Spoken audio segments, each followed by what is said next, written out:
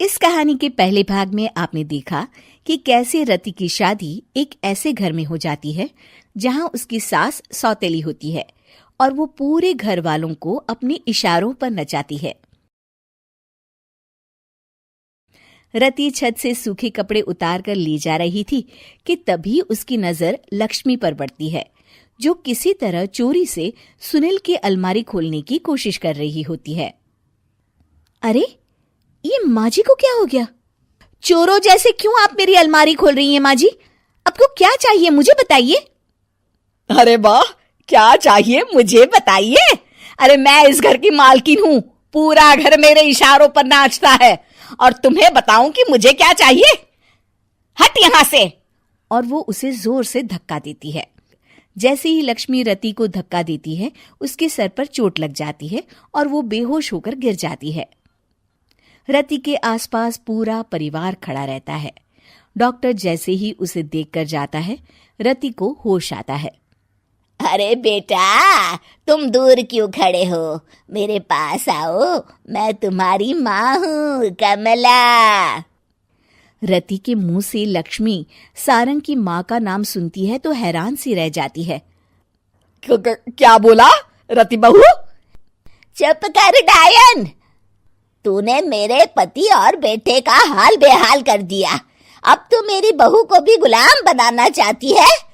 रुक, अभी मजा चखाती हूँ। ये कहकर जैसे उसे पकड़ने की कोशिश करती है, लक्ष्मी वहां से भाग जाती है। लक्ष्मी के जाने के बाद रति अपने ससुर और पति की तरफ देखकर मुस्कुरा देती है। दोनों समझ जाते हैं कि ये रति की चाल है। अगली सुबह लक्ष्मी का पति खाना लेकर खेत में जाने के लिए निकल ही रहा होता है कि लक्ष्मी उसे रोक देती है। अरे कहाँ चल दिए खाना लेकर? आज घर का काम कौन करेगा?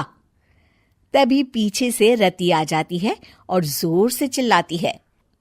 कौन इनको काम पर जाने से रोक रहा है? मैं अभी उसे मजा चखाती हूँ। जैसे ही रति लक्ष्मी की तरफ बढ़ती है, लक्ष्मी घबरा जाती है। मैं तो मजाक कर रही थी बहन। आखिर मैं कौन होती हूँ रोकने वाली? मैं तो बस ये पूछ रही थी कि घर का काम कौन करेगा? कौन क्या? तू करेगी। चल उठा झाड़ू और शुरू हो जा।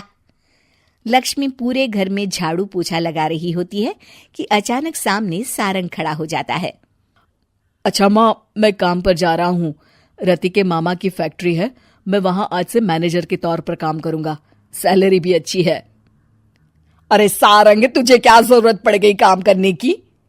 और बेटा, तू बाहर काम करेगा तो इस बड़े से घर को मैं कैसे संभालूंगी? अभी तो पूरा काम बाकी पड़ा है। तभी वहां रति आ जाती है। अरे बेटा सारंग, जा, नौकरी पे जा रहा है ना, जा। और हाँ, आते वक्त घर के लिए सब्जियां ले आना। ये लक्ष्मी बैठी बैठी मोटी हो रही है, जरा काम भी तो कर ले। सारंग के जाने के बाद, अच्छा लक्ष्मी, सुन जरा यहाँ। लक्ष्मी अपनी बहू रति को सारंग की पहली माँ जो मर गई है वो समझकर उसके पास जाती है। अरे बहन, ऐसा क्या हो गया जो तुम्हें वापस आना पड़ा? मैं तो बड़े ही प्यार से इस परिवार को चला रही थी। प्यार से तो मैं बहुत साल से तुझे मजा चखाना चाहती थी, लेकिन किसी औरत का शरीर मुझे नहीं मिल रहा था प्रवेश करने के लिए। अब से ना मैं बहू के शरीर में रहूंगी। और हाँ, तूने कोई भी चालाकी दिखाई या मेरे घर के लोगों को परेशान करने की कोशिश की तो तेरा गला दबा दूंगी। लक्ष्मी रति के मुंह से ये सुनकर डर जाती है और शाम को अपने बेटे और पति के सामने जाकर कहती है, तुम दोनों मुझे माफ कर दो। मैं अब तुम दोनों को कभी परेशान नहीं करूंगी।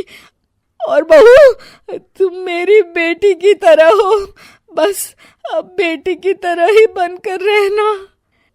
लक्ष्मी उन लोगों को इतना कहकर वहां से चली जाती है और उसके जाने के बाद तीनों एक दूसरे की तरफ देखकर हंस देते हैं।